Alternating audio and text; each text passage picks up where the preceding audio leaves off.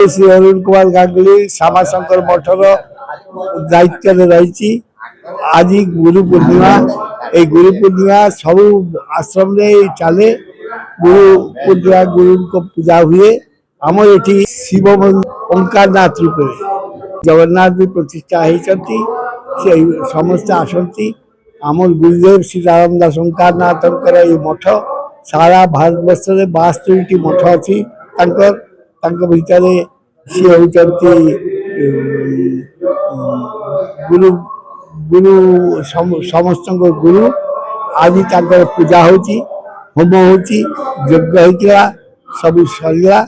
ये प्रसाद सेवा समस्त व्यस्त। प्रभाकर मिश्र वर्तमान गीता गुरु गीता पढ़ुंट बुझाऊँ विश्लेषण कर। जय श्री जगन्नाथ। मु हूँ त्रिवेणी गांगुली श्यामाशंकर मठ तरफ जो त्रैमासिक जगन्नाथ सुभद्रा पत्रिका वर्ष को तीन थर प्रकाशित होची तार संपादिका जय जगन्नाथ। आज पवित्र गुरु पूर्णिमा दिवस मठरे सुंदर भाव पालन करा जाउची। आषाढ़ मासर पूर्णमी तिथि आज व्यास पूर्णिमा बोली भी कहा जाए कहीं वेद व्यासंकर आज जन्म तिथि से हिसाब से आम गुरु पूर्णिमा भी व्यवहार कर समस्त गुरु मानू आज आद्य शक्ति गुरु को समस्ते आज पूजा करुचु निज निज प्रथा अनुसार। आज मठरे पूजा अर्चना करा जाउची। आज गीता पाठर व्यवस्था करा जाइछि। गीता पाठ चली सकाळु भक्त मानकर भिड़ गहली लगी।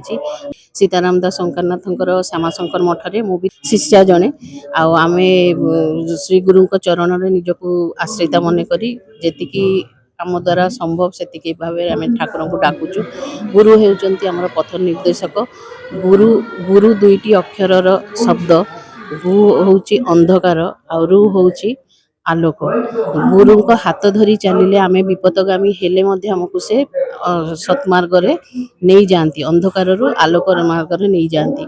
से आमे गुरु श्री चरण रही निजर भूल ठीक जहाँ भी गुरु निर्देश रे आमे करि पारु। गुरु सब बेले कहिसंती नाम करी चल नाम करिले सब दुख कष्ट भूली जिबा।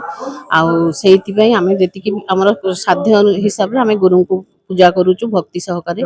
मिश्र आश्रम जड़े भक्त। गुरु ब्रह्मा गुरु विष्णु गुरुदेव महेश्वर गुरु साक्षात परम ब्रह्म तस्मै श्री गुरवे नमः।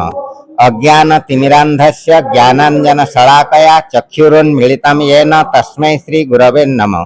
जे अज्ञान रु अंधकार रु आलोकित कर दिए शिष्य मानू तेणु ताना गुरु पूर्णिमा नाम रे नामित करा जायछि। आ विशेषतः आमर अष्टादश पुराणर प्रवक्ता होउचंती महर्षि व्यास। व्यासंकर उत्सव व्यासंकर पूर्णिमा को विशेष रूपे गुरु पूर्णिमा रूप से परिपालित होउछि। आउ ए होउछि एकाम्र क्षेत्र भुवनेश्वर स्थित लिंगराज मंदिर प्रांगण मध्य श्यामाशंकर मठ बहु चिराचरित प्रथा अनुसार शताब्दी वर्ष अतिक्रम कर एठारे गुरु पूर्णिमा व्रत परिचालित होउछि। एठारे आबाल वृद्ध वनिता बहुत भक्तवृंद एकत्रित होई प्रसाद सेवन पूजा पाठ गोपूजा सूर्य पूजा होम यज्ञ इत्यादि हुए। एथिरे पाचक मध्य सुरेश पूजा मिश्र अछंती बहुत सुंदर भाव में परिवेशन करती। नामकारी सठियार विजय केतन होता श्यामाशंकर मठ उपस्थित होई परिवेश मठर पूजा विधि एवं समस्त मंगल विधान निमंते मते बहुत आनंदित कर मठर संस्पर्श सारा ओडिशावासी को कहवाक चाहूँगी मठर समस्त आसी ईश्वर आशीर्वाद करंतु।